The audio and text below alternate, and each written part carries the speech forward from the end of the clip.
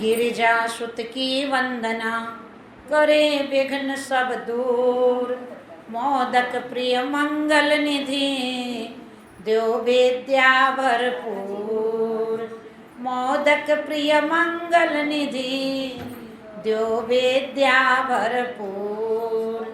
प्रथम मनाऊं शारदा, करो हृदय में वास।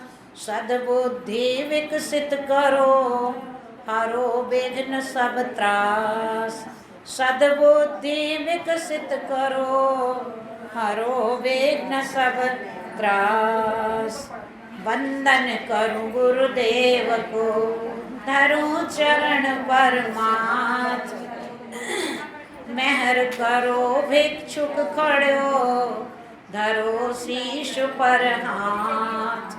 मेहर करो भिक्षुक खड़ो, धरो शीश पर हाथ। स्वामी चेतन कुलदीप का, धरूं हृदय में ध्यान।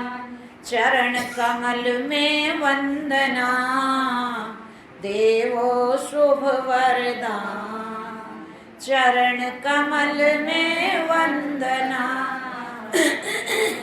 शुभ वरदान।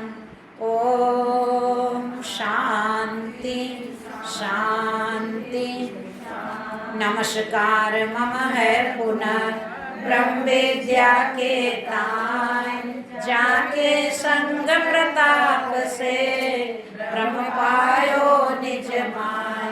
मति को जो निश दिन लखे, मति सो लख्यो न जाय। ताहि सच्चिदानंद को, दुख संबंध से रहित है, नाश कदाचित नाय।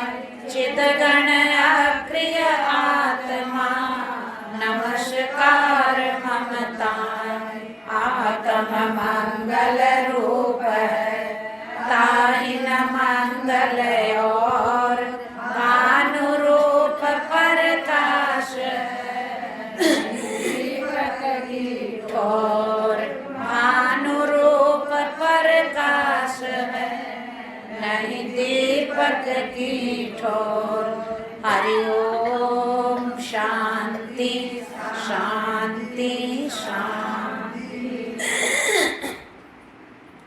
हे तारण तरण हम तेरी शरण, हे तारण तरण हम तेरी शरण। तेरी शरण दाता, तेरी शरण हम तेरी शरण दाता, तेरी शरण। हे तारण तरण हम तेरी शरण, हे तारण तरण हम तेरी शरण। श्री चरणों का अटल सहारा, श्री चरणों का अटल सहारा। भव सागर का सहज किनारा, भव सागर का सहज किनारा। आप प्रभु हो भव भय हरण, आप प्रभु हो भव भय हरण।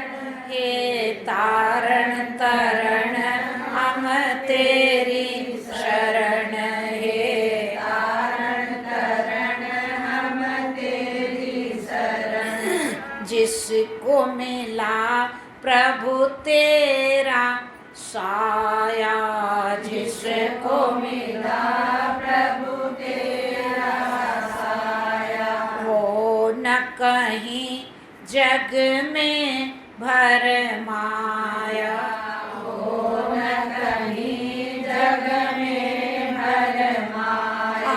आश्रय जिसके है ये चरण, आश्रय जिसके है ये चरण। तारण तरण हम तेरी शरण, हे तारण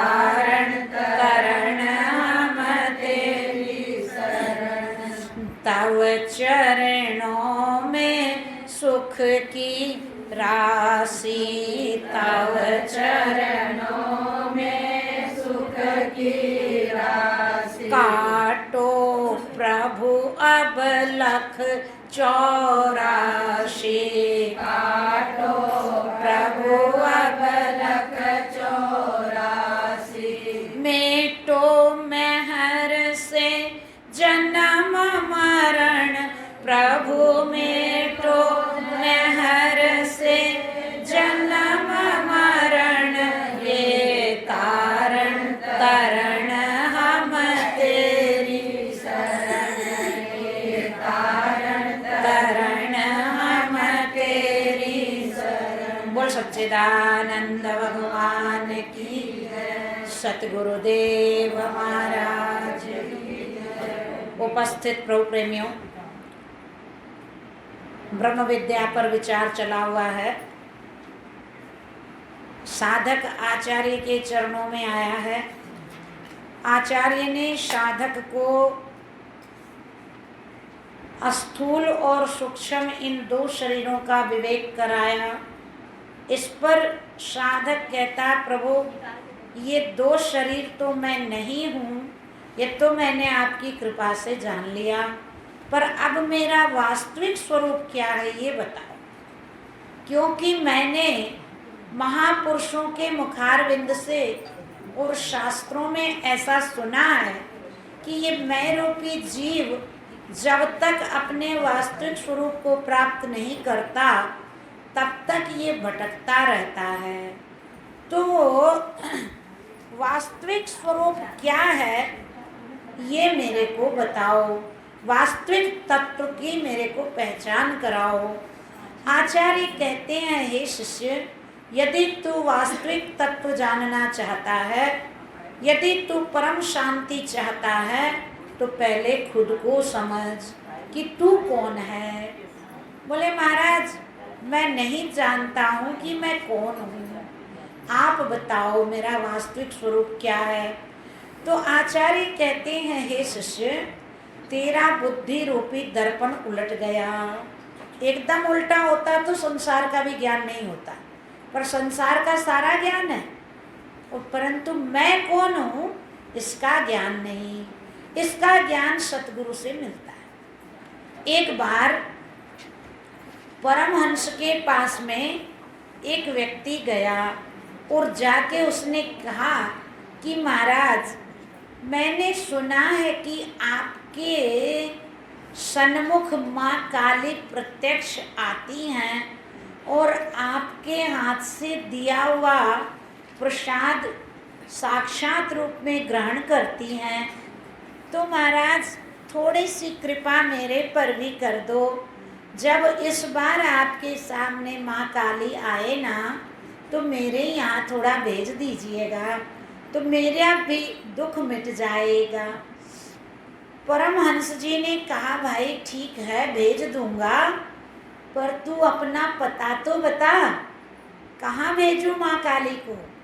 तो उस समय कोई पेन कागज का सिस्टम तो था नहीं, मोबाइल सिस्टम था नहीं कि भाई मोबाइल में लिख ले। एक ठीकरी ली और एक ठीकरी से उसने उस पर दूसरी ठीकरी से पत्ता लिखा अपना और स्वामी जी के हाथ में थमा दिया। स्वामी जी ने कहा, भाई ये तो तेरा पता नहीं है, ये तो तू बिल्डिंग का पता दे रहा है, इस पते पर तो माँ काली जाएगी नहीं, तू तेरा पता बता। अब वो व्यक्ति मौन हो गया। स्वामी जी ने कहा कि जब तेरे को तेरा ही पता नहीं तो तू माँ काली को कहाँ से बुलाएगा।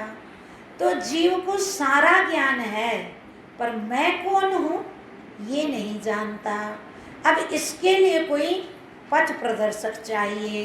पथ प्रदर्शक के बिना जीव को अपना बोध नहीं होता। तो भाग्य से जब इस जीव को सतगुरु का मेल होता है तब ये जीव अपने आप की पहचान कर पाता है। भाग्य से मिलता है अच्छा परिवार। भाग्य जिसका अच्छा होता है उसको अच्छा परिवार मिलता, अनुकूल परिवार।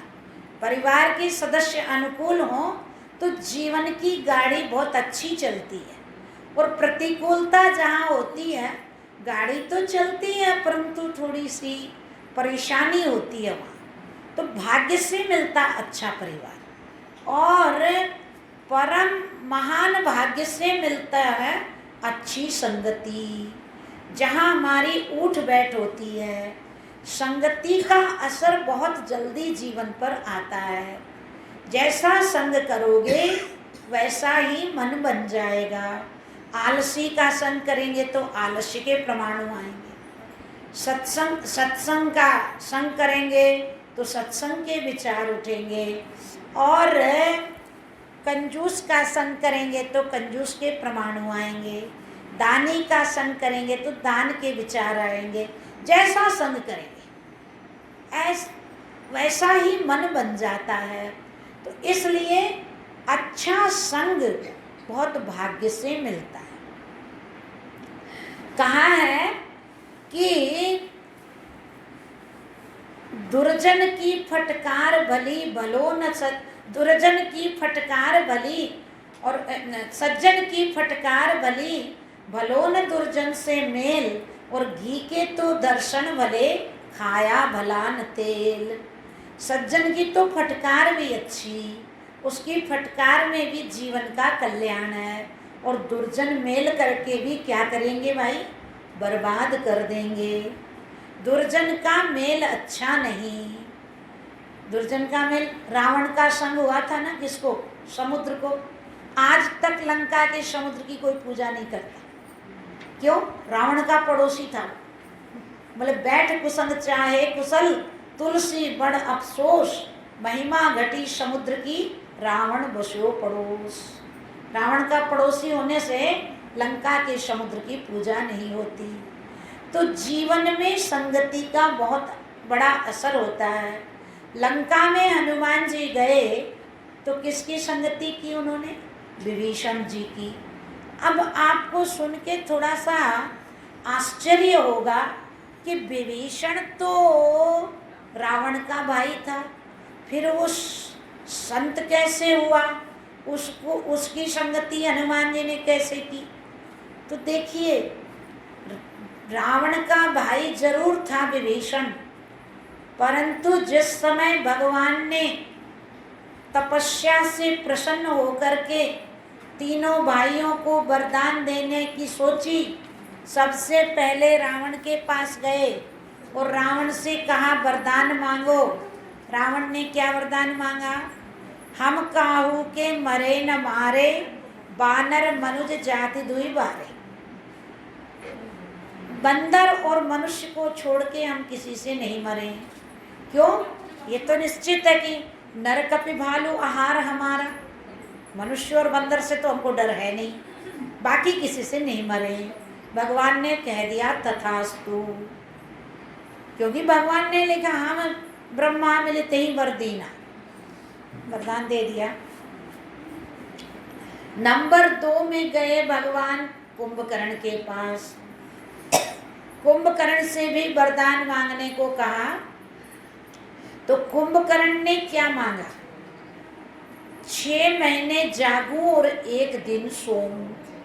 भगवान ने सोचा यदि ऐसा हो गया तो बड़ा अनर्थ हो जाएगा, इसलिए भगवान ने सरस्वती जी को प्रेरणा दी और सरस्वती जी आकर के कुंभकर्ण के मुख पर बैठ गई।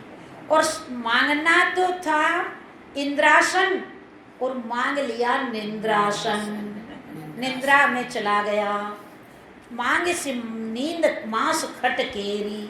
उसने मांगा कि 1 दिन तो जागूं और 6 महीने सोऊं।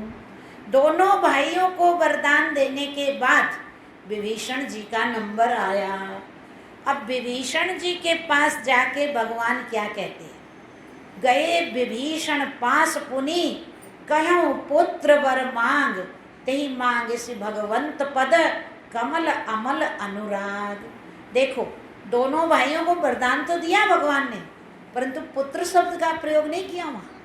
और विभीषण जी को क्या कहा? कहूँ पुत्र वर मांग, पुत्र शब्द का प्रयोग किया। और विभीषण जी ने क्या मांगा?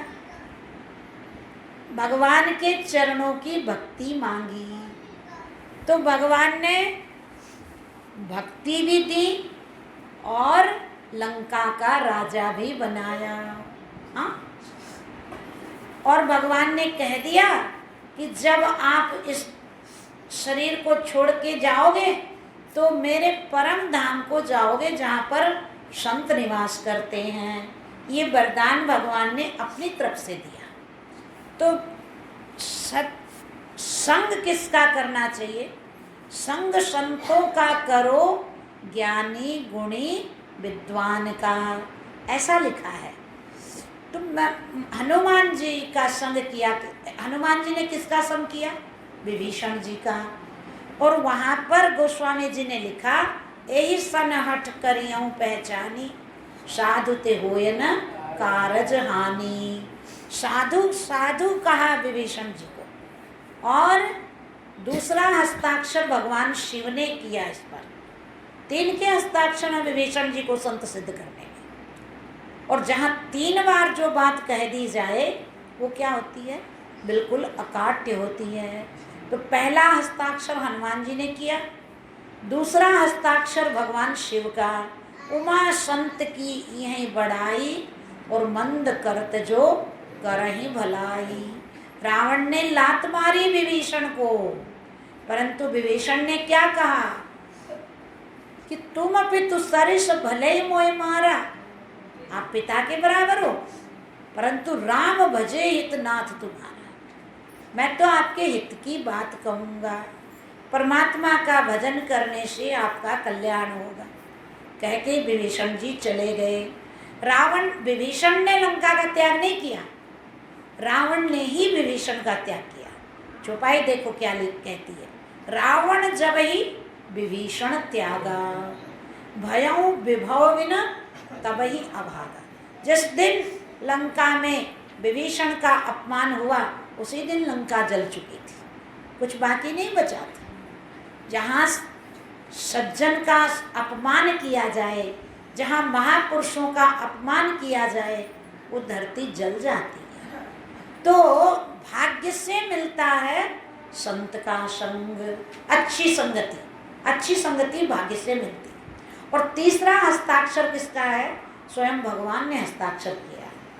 तुम सरीख संत प्रिय मोरे, धरहु देह नहीं आन निहोरे।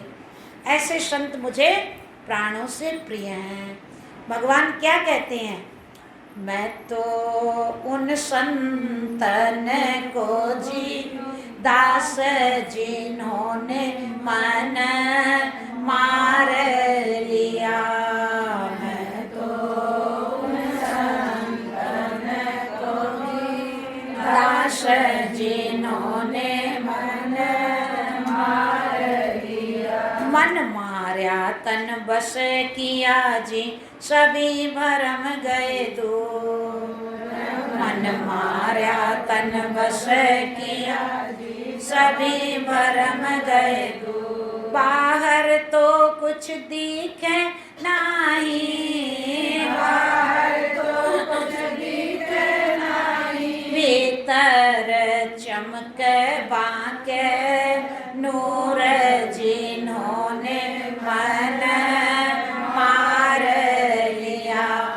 मैं तो उन संतन को जी दास जिन्होंने मन मार लिया। आपा मार जगत में बैठे नहीं किसी से काम। आपा मार जगत में बैठे नहीं किसी से काम। उनमें तो कुछ अंतर नहीं, उनमें तो कुछ अंतर नहीं। साधु कहो जी चाहे राम जिन्होंने मन मार लिया। मैं तो उन संतन को दास जिन्होंने मन मार लिया। सोने की लंका त्याग दी विभीषण ने, मिलने भगवान के विरुद्ध है तो भाई है तो क्या हुआ, छोड़ के चले गए विभीषण तुरंत। हाँ, देर नहीं लगाई और सोचा भी नहीं कुछ कि भाई मैं अपने भाई का त्याग कैसे करूं, इतनी बड़ी लंका को कैसे छोड़ूं।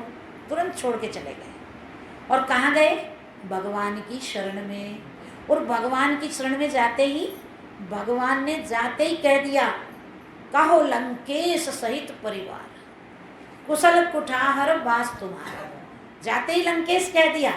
अब तो वानरी सेना को बड़ी चिंता हुई, मतलब भगवान की वाणी तो असत्य होगी नहीं। तो वानर सेना आपस में खुशुर खुशुर करने लगी। भगवान ने कहा, ए बांदरो, क्या बोल रहे हो तुम लोग, साफ साफ बोलो। तो सुग्रीवादिकों ने कहा, प्रभु क्या बताएं। बोल नहीं, जो बात है सो बोलो बोलो। तो बोले, महाराज आपकी वाणी तो असत्य होती नहीं। बोल नहीं। तो बोले, आपने विभीषण जी को आते ही लंकेश कह दिया, अभी विभीषण जी शरण में आ गए और कल ने रावण शरण में आ जाएगा, तो आपने तो विभीषण को लंका का राज दे दिया।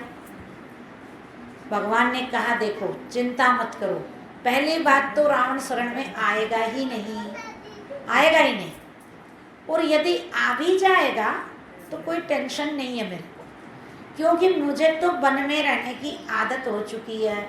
अभी अयोध्या का राज मेरे हाथ में है, मैं रावण को अयोध्या का राजा बना दूंगा। देखो भगवान की उदारता।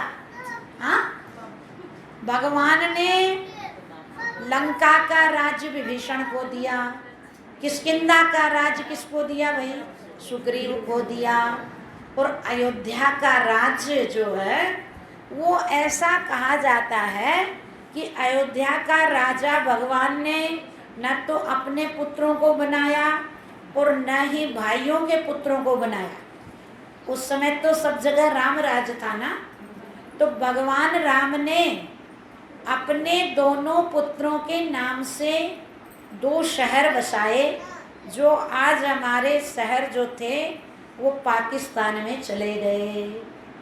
लव के नाम से भगवान ने लाहौर बसाया था और कुश के नाम से भगवान ने कश्मीर बसाई थी।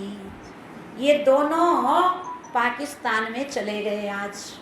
और शत्रुघ्न के बेटों को मथुरा का राजा बनाया था भगवान ने, शत्रुघ्न के बेटों को मथुरा का राजा बनाया था।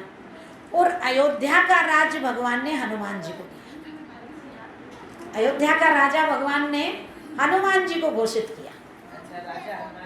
हाँ, हनुमान जी को अयोध्या का राज दिया भगवान ने। और इसलिए कि भगवान के अनन्य सेवक भी थे और भगवान के भाई भी हैं हनुमान जी। बोले भाई कैसे?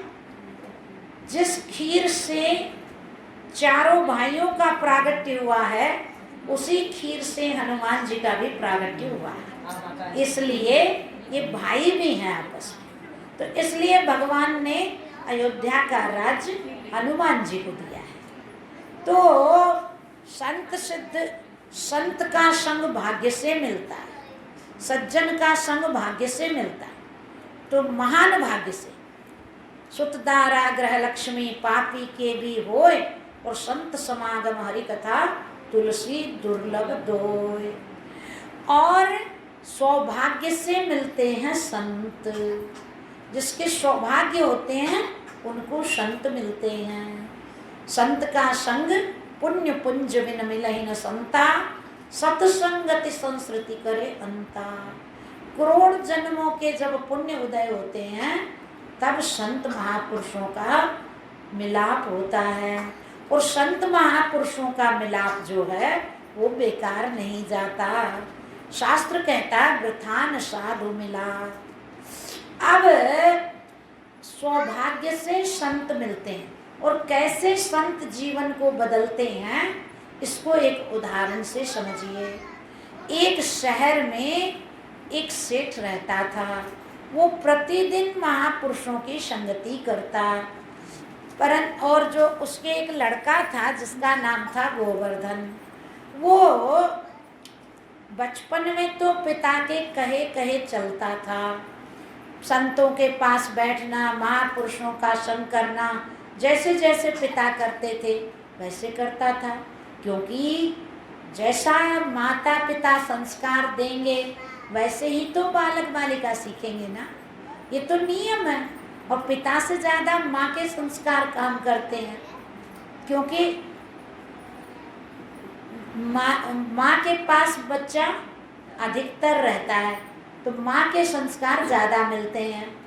तो जैसा देखेंगे वैसा बच्चे सीखेंगे। बच्चे का हृदय बिल्कुल शुद्ध होता है, एकदम शुद्ध। आप जैसे बोलो ना वैसे ही बोलेगा। आजकल तो इसमें क्या बोलते हैं, टच स्क्रीन जो मोबाइल है इसमें टॉकिंग टॉम है, उसको जैसा बोलते हैं हम जैसा बोलेंगे वो वैसे ही रिपीट करेगा। तो बच्चा भी वही है, टॉकिंग टॉम है वो भी। आप जैसा बोलोगे ना वैसा ही सीखेगा। एक गांव में दंपत्ति रोज सुबह उठ के पहले झगड़ा करते थे, पीछे उनका कोई काम शुरू होता। तो 3 बालक बालिका थे और तीनों देखते कि रोज मम्मी पापा लड़ते हैं। एक दिन उनकी मम्मी बच्चों को चाय बिस्किट दे के नहाने गई और तीनों चारों बच्चे जो थे वो आपस में लड़ पड़े। किसी ने चाय का कप फेंक दिया, किसी ने बिस्किट छींट दी, किसी ने किसी पर पानी फेंक दिया। अब वो अंदर से आवाज़ लगा रही है, अरे सुबह सुबह क्यों लड़ रहे हो, क्या बट रहा तुम्हारा, अरे सुख से नहा तो लेने दो, पीछे लड़ाई कर लेना, नहाने भी नहीं देते हो सुख से। बड़ा लड़का 10-11 साल का था, उसने जवाब दिया, बोले मम्मी हम लड़ नहीं रहे हैं। तो बोले क्या कर रहे हो फिर, कोई कप फेंक रहा है, कोई बिस्किट छींट रहा है, ये सब क्या हो रहा है, लड़ नहीं रहे हो? तो बोले लड़ थोड़ा ही रहे हैं हम। तो बोले क्या कर रहे हो? बोले हम मम्मी पापा का ड्रामा उतार रहे हैं। आप पापा जिससे डेली लड़ती हो आज हम भी देख रहे थे लड़के। तो जैसा देखेंगे वैसा सीखेंगे। आप लोग कहा करते हो, बोला देखेगी बाप घर करेगी आप घर, कहावत है ना। हाँ बोला करते, देखेगी बाप घर करेगी आप घर। हाँ, तो इसी प्रकार से बच्चे का अंतःकरण बहुत शुद्ध होता है। आप जैसा बोलोगे ना वैसे बोलेगा। एक व्यक्ति से एक व्यक्ति को मिलने आए तो बच्चा उसका खेल रहा था बाहर में, 5-6 साल का बच्चा था, वो खेल रहा था। उसने जाके उस व्यक्ति ने कहा, बोल जाओ आपके पापा को बुला के लाओ। तो वो गया अंदर, जाके कहता है पापा जी आपको एक आदमी बाहर बुला रहा है। तो उसने कहा, बोले देखो बेटे ऐसे नहीं बोलते। बोले कैसे बोलते हैं? बोले कोई भी आए ना उनको अंकल जी बोलना चाहिए। तो बोले ठीक है चलिए आपको अंकल जी बुला रहे हैं, जैसे कहा वैसे बोल दी। तो उसके पापा ने कहा, बोले जाके बोल दो कि मेरे पापा घर पर नहीं हैं। अब बच्चा आके क्या बोलता है, अंकल जी मेरे पापा जी बोलते हैं, जाके बोल दो मेरे पापा घर पर नहीं हैं। तो जैसा सीखेंगे, जैसा सिखाओगे वैसा सीखेंगे। बच्चों का कोई दोष नहीं है। तो संगति अच्छी करनी चाहिए। सौभाग्य से संत मिलते हैं। अब वहाँ उसके यहाँ संत आते, पर जब तक वो छोटा था तब तक तो माता पिता के अंडर में, फिर वो क्या हुआ धीरे धीरे बड़ा हुआ। अब माता पिता दुनिया से चले गए, इधर संतों का आना भी कम हो गया और वो क्या हुआ धीरे धीरे खोटी संगति में गिर गया। परंतु माता पिता ने अच्छी सुयोग कन्या से उसकी शादी कर दी थी। तो वो जो धर्म पत्नी थी गोवर्धन की, वो बड़ी सुयोग्य थी। वो रोज भगवान से प्रार्थना करती कि हे प्रभु मेरे पति को आप सद्बुद्धि दीजिए ताकि हमारा गृहस्थ आश्रम अच्छे से चले।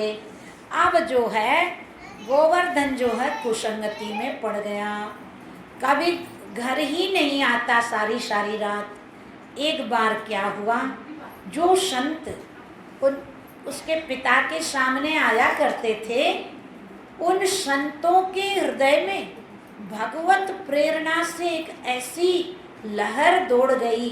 अचानक ध्यान में बैठे और अचानक उनके हृदय में ये ख्याल आया, अरे 3-4 साल हो गए, गोवर्धन के पिता माता नहीं रहे और मैं उधर गया नहीं, कहीं गोवर्धन कुसंगति में तो नहीं गिर गया है, कहीं उसकी पत्नी पुकार तो नहीं रही है मुझे। महापुरुषों के हृदय में क्या होता है, तुरंत उसका आभास हो जाता है, क्योंकि महापुरुषों का हृदय क्या होता है, एकदम एक्सरे मशीन की तरह। संसारी जो है ना, वो तो चेहरे कैमरा जो है ना, वो तो खाली चेहरे की फोटो लेता है, परंतु एक्सरे मशीन जो है वो अंदर का बता देता है कि क्या है अंदर में। तो महापुरुष क्या है, एक्सरे मशीन है। आप जैसा भाव यहाँ लेके आओगे वही भाव आपको मिल जाएगा। तो महापुरुषों के हृदय में ऐसा भाव उठा और वो जाके गोवर्धन की पत्नी का दरवाजा खटखटाया। पत्नी ने देखा कि महात्मा आए हैं, अब वो देख करके एकदम रोने लगी महात्मा को। महात्मा कहने लगे, देवी क्या हुआ? उसने सारा वृत्तांत बताया। बोले ठीक है, मैं अभी पता करता हूँ वो कहाँ है। महात्मा ने अपने तपोबल से पता लगा लिया कि गोवर्धन इस समय कहाँ है, और जा कर के वहाँ पर गोवर्धन को फटकार लगाई। गोवर्धन उस समय वेश्या के यहाँ था। जाकर के फटकार लगाई, कहने लगे, तेरे को ये नरजीवन इसी के लिए मिला था? क्यों तू अपनी सुयोग्य पत्नी को परेशान करता है? जा घर पे जा, मैं सवेरे आऊँगा। अब वो वेश्या भी महात्मा के चरण पकड़ लेती है, उसके भी जीवन का। बोले महाराज मेरा कल्याण कैसे होगा? महात्मा ने उसको राम नाम का जप दिया, वेश्या ने अपने जीवन का कल्याण किया। गोवर्धन भी एकदम सहम गया, बोले ये कहाँ से आ गए महात्मा। परंतु महात्मा की दृष्टि बेकार नहीं जाती। जब उस पर दृष्टि गिरी तुरंत ही उसका जीवन बदल गया। और जाकर के पत्नी का दरवाजा खटखटाया। बोले कौन? बोले मैं गोवर्धन, जल्द दरवाजा खोलो। पत्नी ने जो ही दरवाजा खोला, पत्नी के पैरों पर गिरने लगा गोवर्धन। वो कहती ये क्या कर रहे हो?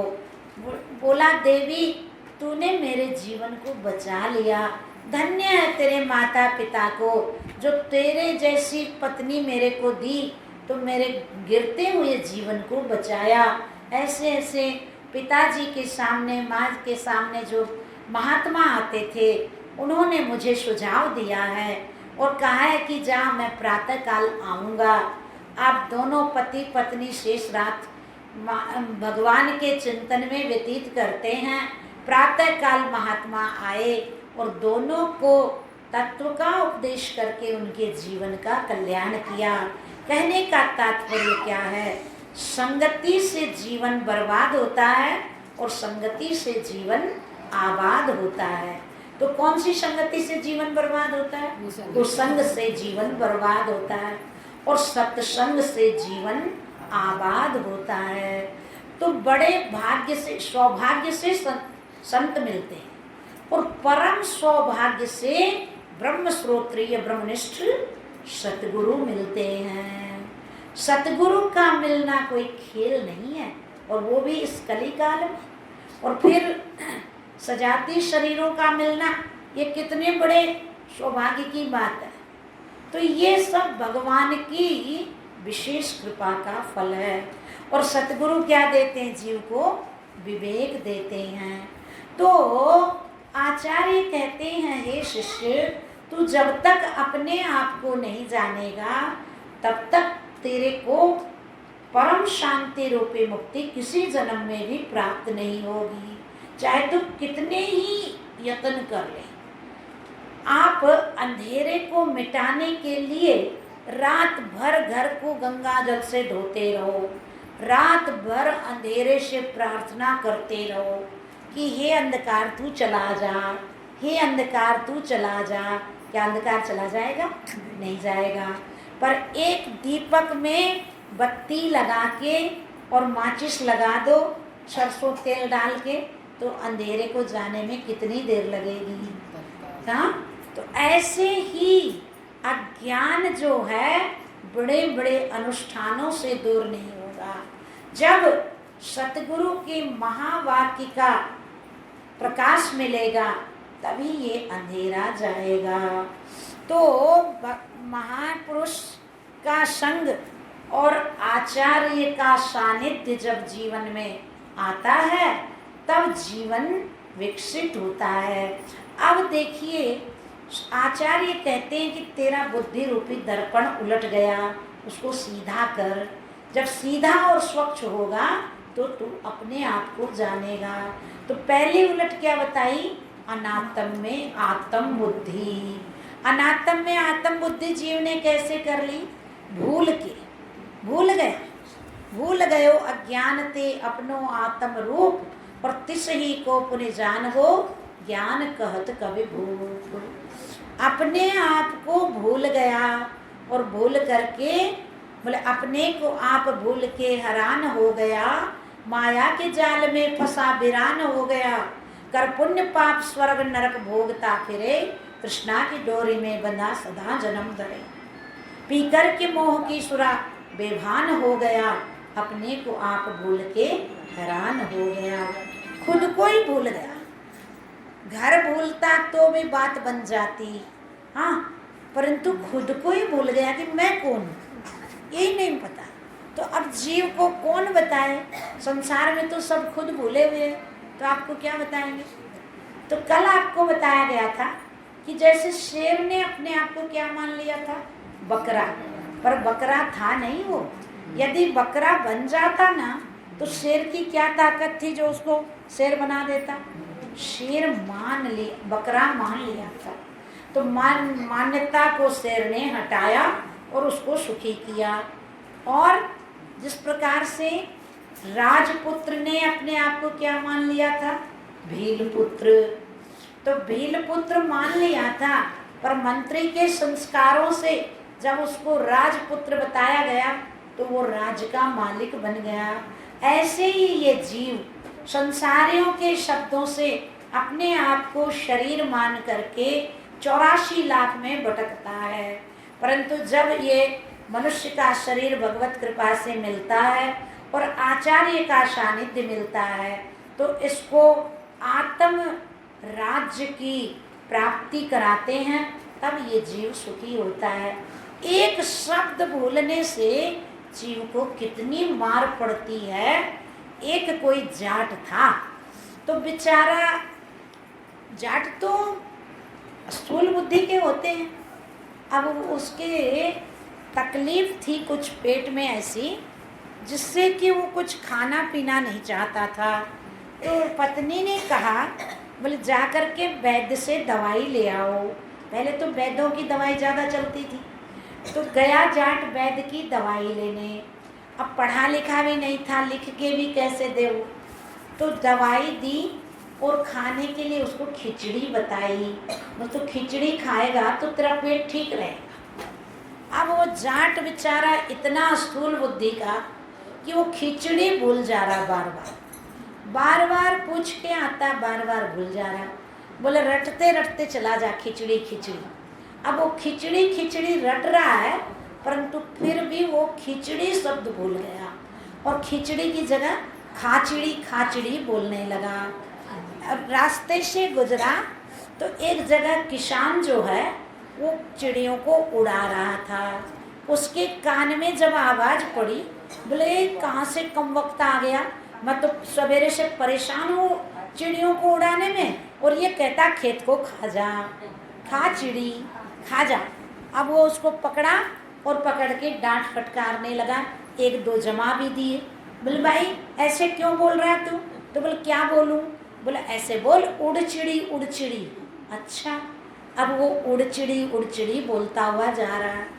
रास्ते में एक बहेलिये ने जाल फैला रखा था। अब वो जाल फैला रखा था पक्षियों को पकड़ने के लिए। अब उसके कान में जब आवाज पड़ी, बहेलिये ने देखा, बोला अरे ये कहाँ से कम वक्त आ गया, मैं तो सुबह से परेशान हूँ जाल फैला के, और ये और बोल रहा उड़चिड़ी। उसको पकड़ा और पकड़ के बेचारे की धुलाई करने लगा। अरे बोल भाई क्या बात है, ये बोले ऐसे मत बोल। तो बोल क्या बोलूं? बोले बोल आते जाओ फंसते जाओ, आते जाओ फंसते जाओ। अब वो ऐसे बोलते हुए जा रहा है। रास्ते में एक जगह चोर कहीं से चोरी करके धन लेके आ रहे थे। 5-6 चोर थे और एकांत में बैठ के सोचा धन का बंटवारा करें, और उसी रास्ते से वो निकला और वो बोलते जा रहा था आते जाओ फंसते जाओ, आते जाओ फंसते जाओ। चोरों के कान में आवाज पड़ी, अरे बोले हम तो एकांत देख के यहाँ बंटवारा करने बैठे, यहाँ भी ये कम वक्त पहुँच गया, अब किसी को पता चल जाएगा तो हमको पकड़ के मारेगा। तो उसको पकड़ के बोले इसी का हिसाब किताब पहले करते हैं। अब उसको पकड़ लिया और पकड़ के उसको डांट फटकारने लगे, मारने लगे। बोले भाई मेरे को मारते क्यों हो? बोले ऐसे मत बोल। तो बोले कैसे बोलूं? बोले ऐसे बोल ले आओ धर धर जाओ, ले आओ धर धर जाओ। अब वो ऐसे बोलते हुए जा रहा। तो रास्ते में एक शव यात्रा मिली, नौजवान की मृत्यु हो गई थी। लोग रोदन करते हुए शव को लेके जा रहे थे। उनके कान में जब ये आवाज़ पड़ी तो उन्होंने कहा अरे बोले ऐसे क्यों बोल रहा है? तो बोले क्या बोलूं? बोले ऐसे बोलो ऐसा दिन कभी न आए, ऐसा दिन कभी न आए। बोले आज हमारे तो घर का दीपक बुझा है और तू कहता ले आओ धर धर जाओ, ऐसे मत बोल। अच्छा भाई, अब वो ऐसे बोलते हुए जा रहा है ऐसा दिन कभी ना आए, ऐसा दिन कभी ना आए। रास्ते से जा रही थी बारात और बहुत नादीद में शादी हो रही थी। उनके कान में जब ये आवाज़ पड़ी, बोले देखो कहाँ से ये कम वक्त आ गया। अरे 25 साल से आशा करते करते करते करते तो आज ये दिन देखने को मिला। माताएं गाती है संसार को सुख आज देखियो, पूत परण घर आइयो।